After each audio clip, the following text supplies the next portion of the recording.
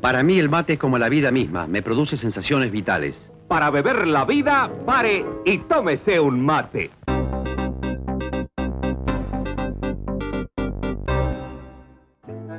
Astor Pantaleón Piazzolla nació en Mar del Plata y falleció en la capital argentina con 71 años. Sus abuelos eran emigrantes italianos que destilaban whisky durante la ley seca. El alcohol lo transportaban en un sidecar y ponían al niño encima. Y mi abuelo y mi abuela con cara de boludos cruzando, saludando a los policías en el camino. Nunca los agarraron. Su padre, que tocaba la guitarra y el acordeón, montó un negocio que era una peluquería durante el día y un casino ilegal por la noche. Y su madre era ama de casa y una excelente cocinera. Astor fue hijo único. Desde pequeño, tuvo una malformación en un pie y lo operaron 7 veces, por lo que no podía practicar deporte. La familia se mudó a un barrio muy pobre de Nueva York y el niño se crió escuchando los discos de Julio De Caro y de Gardel.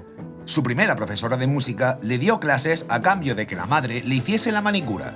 El padre creía en el talento del zagal más que el propio Astor y le compró por su 8º cumpleaños un bandoneón en una tienda de segunda mano.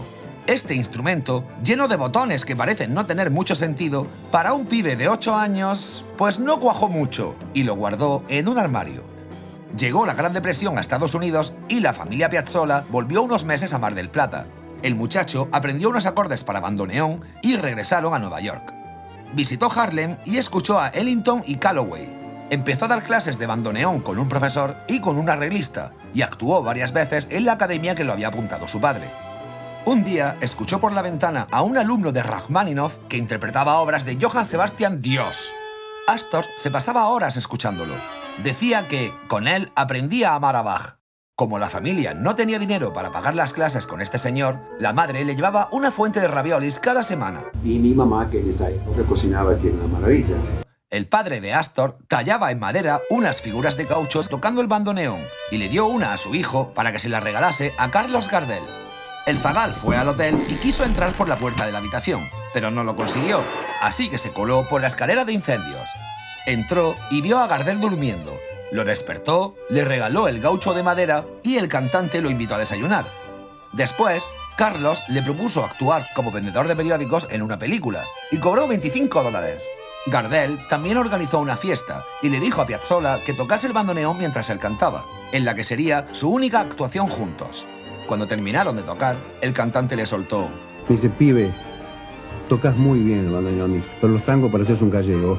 Carlos quería que el pibe se fuese de gira con él, pero los padres del chiquillo dijeron que ¡no!, porque el niño era muy joven. Y menos mal que la familia no aceptó, porque en esa gira sufrieron un accidente de avión y fallecieron 17 personas, entre ellas Gardel, con 44 años. Con 16, la familia se estableció definitivamente en Mar del Plata y 2 años después, Astor se mudó a Buenos Aires. Allí tocó en varias orquestas de tango y por las noches veía actuar a otro bandoneonista. En una ocasión, Pichuco necesitó un sustituto. Le pidió a Piazzolla que interpretase Rhapsody in Blue de Gershwin y fue contratado al instante. No quería hacer arreglos musicales para Troilo porque escribía 100 notas, de las 100 notas me borraba 20 y no me gustaba. Allí estuvo 5 años. Un día tiró petardos en un cabaret y Pichuco lo despidió. Cuando tenía 19 años, actuó en su ciudad Arthur Rubinstein. El argentino le llevó unas partituras y Arthur le recomendó estudiar con Alberto Ginastera, lo que convirtió a Piazzolla en el primer alumno de Ginastera. Empezó un rollete con una pintora que acabó en boda y tuvieron 2 hijos. Formó su primer conjunto musical. Tras tocar hasta las 4 de la mañana, 3 horas después asistía a los ensayos de la Orquesta Filarmónica del Teatro Colón. A finales de los 40, quiso dar un giro a su vida.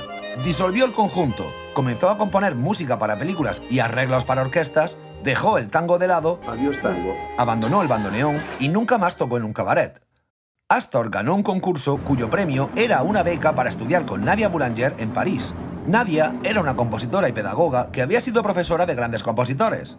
Piazzolla la idolatraba, la consideraba una segunda madre y, bueno, que lo cuente él. Pues ocurre la famosa anécdota de Nadia Boulanger que escucha las obras sinfónicas mías y dice, ¿dónde está Piazzolla? Ahí me mató. Entonces, claro, ¿dónde está Piazzolla? Porque el sinfónico, muy bien como sinfónico, pero yo quiero conocer Piazzolla y yo toco un tango en el piano y dice, esto es Piazzolla. que sí, lo otro no. Entonces volví a agarrar onda y de ahí no paré más. Grabó con una orquesta de cuerdas formada por músicos de la Ópera de París y comenzó la llamada transformación del tango tradicional y fundó el Octeto Buenos Aires. Nadie antes había incluido una guitarra eléctrica en un conjunto de tango, y a los tangueros más tradicionales no les hizo ni pizca de gracia. De hecho, el guitarrista recibió cartas diciendo que le querían hacer pupita fuerte. Piazzolla adoraba a Stravinsky y compuso una obra que recuerda un poco a la primera época de Igor. En una ocasión se conocieron y Astor dijo que fue como ver a Dios. Cuando los presentaron, el bandoneonista solo se atrevió a decir: «Maestro, soy su discípulo en la distancia», y el ruso le respondió con un buen apretón de manos. Por cierto, Stravinsky compuso un tango muchos años antes que el argentino. A finales de los 50 falleció su padre y compuso en su honor Adiós Nonino, una de sus obras más conocidas. Creó el quinteto Nuevo Tango y comenzó su década más prolífica. Dede y Astor se divorciaron porque parece ser que se acabó la chispa, y un año después el compositor hizo una obra en colaboración con un poeta. Esta pieza fue un fracaso económico y tuvieron que pedir dinero prestado. Pero no todo fueron desgracias, pues la cantante de dicha pieza acabó siendo compañera del argentino durante 6 años y pico. Creó Balada para un loco para un concurso y quedó en segundo puesto. Piazzolla consideraba que esta obra fue el punto de inflexión del tango. Formó un noneto, exploró el jazz fusión por influencia de artistas como Chick Corea y grabó uno de sus discos con más éxito. Sufrió un infarto, pero poco después compuso una de sus obras maestras, Libertango. Según su hijo, Cuando escuché eso por primera vez, era Quincy Jones, loco, pero con música de mi viejo. Conoció a la mujer con la que compartiría el resto de su vida y se volvió a casar. Formó el segundo quinteto, que triunfó a nivel internacional, y por primera vez empezó a ver algo de dinero. Además, compuso música para directores de cine que veis en pantalla. También es una parte amarga de su vida, pues se reunió con el dictador Videla y aunque él dice que fue obligado, su hija dejó de hablarle. Además, cuando formó el segundo quinteto, el hijo le dijo 5 palabras que hicieron que no volviera a saber de su padre durante 10 años. Estás dando un paso atrás. Falleció su madre, hizo un concierto en el Teatro Colón y tocó junto al quinteto en varios festivales de jazz, donde conoció a varios músicos de este género. La salud del músico comenzó a empeorar y lo operaron del corazón, pero eso no iba a detenerlo. Él tenía planes, había formado un sexteto, estaba organizando conciertos y hasta tenía un encargo de Rostropovich. Astor le preguntó al soviético si podía añadir a la orquestación un bandoneón, y la respuesta fue: «Si lo toca usted mismo, indudablemente». El compositor iba a asistir a la misa de domingo junto a su pareja, pero sufrió una hemorragia cerebral y cayó en coma. La familia decidió llevarlo de vuelta a su país natal. Tras salir milagrosamente del coma, permaneció paralizado, y así estuvo durante 23 meses, hasta que Piazzolla falleció el 4 de julio de 1992 con 71 años. Musicalmente, Astor Piazzolla es un virtuoso bandoneonista y uno de los compositores de tango más importantes de todo el mundo. Puso música a casi 40 películas, y aunque ha sido duramente criticado desde casi sus inicios por los más tradicionalistas, sus obras revolucionaron el tango, incorporando elementos del jazz y de la música clásica para crear lo que se denominó Nuevo Tango o Tango de Vanguardia. Él decía: si todo ha cambiado, también debe cambiar la música de Buenos Aires. Somos muchos los que queremos cambiar el tango, pero estos señores que me atacan no lo entienden ni lo van a entender jamás.